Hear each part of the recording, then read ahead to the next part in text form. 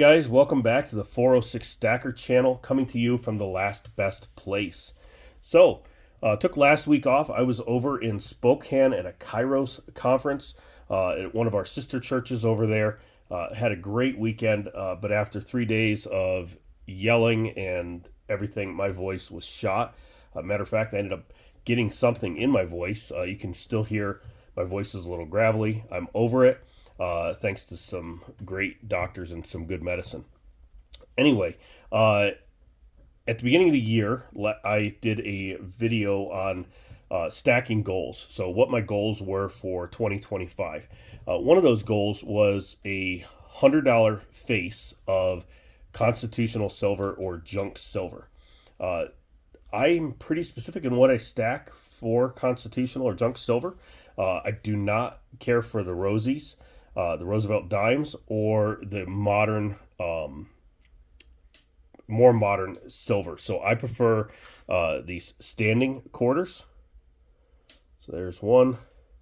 And when you see one of these, most people have never even seen one, right? So when they see one of these, they know that that is old. And that's the same mindset I have with Liberty dimes, right? When they see a Liberty dime, they know that that's old. So I prefer to stack the old stuff. I don't like Kennedy halves. I prefer the Benjamins or the earlier ones.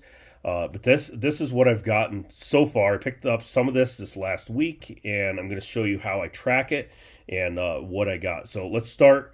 Let me start with how I'm going to store it, okay? I think this is pretty cool. I grew up in a little town in Pennsylvania called Shingle House. And even though I grew up in that address, I was closer to another town called Coudersport. I was in that school district, so I consider that my hometown. I was able to come across this canvas bank bag from the First National Bank in Coudersport, Pennsylvania. So this is how I'm going to stack my junk silver. So 100, I think $100 face will fit in here. Probably only fill it a quarter of the way or something. But this is an old bag. It's got a little bit of a tear right here in the one corner. But other than that, it's pretty cool. And I only paid a couple of bucks for this. I found it online. I thought, that'd be a cool way to remember home, as well as stack stuff. My family used to bank at First National, and then it changed hands 2 or 3 times, as banks often do. But it's kind of a cool piece of history. So what I've got, I bought this Peace Dollar, paid $25 for it, 1923. See if I can flip these the right way. You guys are familiar with Peace Dollars. I bought this to send to my 300th subscriber. So he's actually in Germany. He wanted some stickers. So I bought this. I had some Montana stuff for him. And I went to ship it, and I couldn't ship it. Apparently, I didn't know this, but you cannot ship silver or coins or currency to some countries like Germany. So because I couldn't ship it, I'm going to add it to this. I was able to send him some other stuff, some logos off my hats, Montana flag, and some things like that. He still got something, but in the future, we're not going to be doing international shipping. I can't do it because I can't ship stuff. So I want to keep my prizes local to the U.S. unless it's something like stickers or things like that. So I got this Peace Dollar that we're going to put in this bag. I also picked up these 250-cent pieces. Now, these are commemorative 50-cent pieces. The Columbian Exposition, Chicago. And this is in 1892, and the other one's in 1893. Now, I didn't know anything. I didn't know the government did these. I happened to come across them. They were $12 a piece. And again, they kind of fit my philosophy, right? Like, somebody sees that, they're going to be like, man, that is old. That's for sure silver. So that's my philosophy. With junk silver, I don't want to have to explain to people if we get into a barter situation, oh, in 1964 they changed it, so anything prior, I don't want to have to go through it. And if somebody doesn't believe you, then what, right? So it's easier. I do have some more modern junk silver, I guess modern, 50s and 60s, but it's family passed down heritage, so I don't really want to trade it or anything anyway. But the stuff that I stack to barter is always going to be like the Mercury Dimes and the Standing Liberties, things like that. So I also have $1 worth of Mercury Dimes. So there's $1, 10 of those. And these were $24. That's what my local shop is charging for 90% is $24. It's just a little $24.04 or something. And then I picked up 8 of the Standing Liberty. So I got 4 of these at Grizzly Gold and Silver up in Helena for $7 a piece. And I was telling my local shop what I had done, and they said, "Oh, we would have sold them to you for $6 a piece." So I said, "Well, sell them to me for $6 a piece then." So I bought 4 more. So we got 8 of those. So what I'm going to show you here quickly, and I'm not going to write it all down here on paper, but this is how I keep track of stuff, right? So my quantity, I've got a quantity, what it is, a cost, purchase location, and then notes. So if it's something special, I might put a note on it. So we'll do one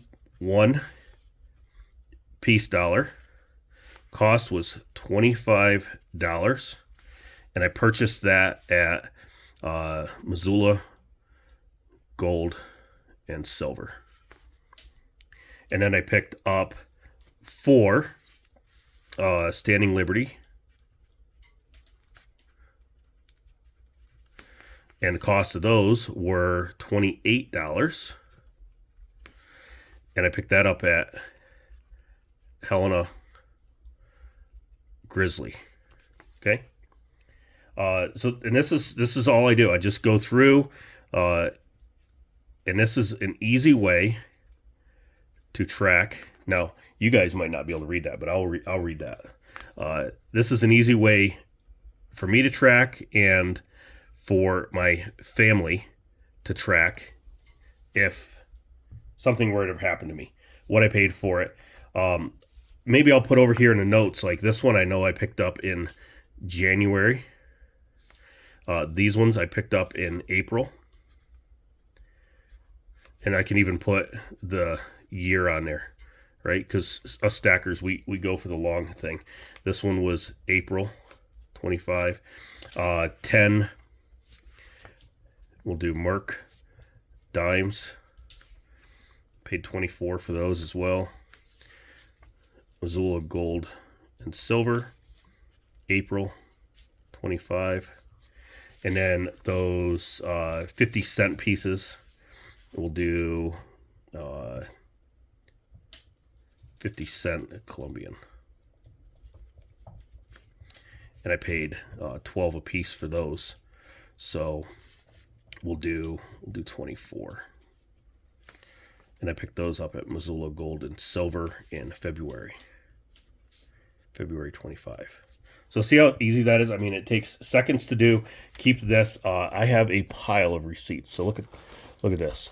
I keep all my receipts, right? So some of these are from the end of last year. Some of them are for this year. I put them in folders. I can go back through. Sometimes I write on them, like if I buy something. Let's look at one of these here. So 5 1-ounce silver set. I didn't write what that was. I do know what that is. That's the Lewis and Clark one. But that was only at the beginning of the year, and I just barely remember. So I might want to write on here that was the Lewis and Clark set, right? And then 5 1-ounce silver. Don't know what that was. 1-ounce silver eagle. That was for my collection for this year. And then circulated money. That was a Morgan that I picked up for 32. So it does help to write stuff down. It just keeps you on your toes. Okay. The other thing that I picked up this week. So this is my Canadian maples. This is the 25 of these that I'm doing this year. You guys have seen me starting to stack these. I've got an 88, an 89, and I just picked up a 93. I don't know, my camera don't want to focus tonight. 93. Picked it up for $35 up there at Grizzly Gold and Silver. Now, some people are going to be probably disappointed that I'm doing this. He had multiple 10 packs in the bubble wrap of these. And this one does not have any milk spotting. It might after what I do here. I'm going to put it in my tube of maples. So I'm going to cut that open. Let's see, I think I have a razor blade here somewhere. I'm going to cut that open. Look how beautiful that is, man. You'll get much more crispy than that for a 93, right? Fresh out of the package, 1993. And that is going in my tube of maples. So I've now got 4 of those for this year. I've got an 88, an 89, a 93, and a 2013. So, and then I do the same thing here, right? You can see this February one. I paid $37. Missoula Grizzly Gold and Silver. That's a key date. That's at 1988. So, yeah. Anyway, that's it for me for this week. I do have some other stuff coming up. Just haven't got around to filming it yet. I will be filming that sometime this week and uploading.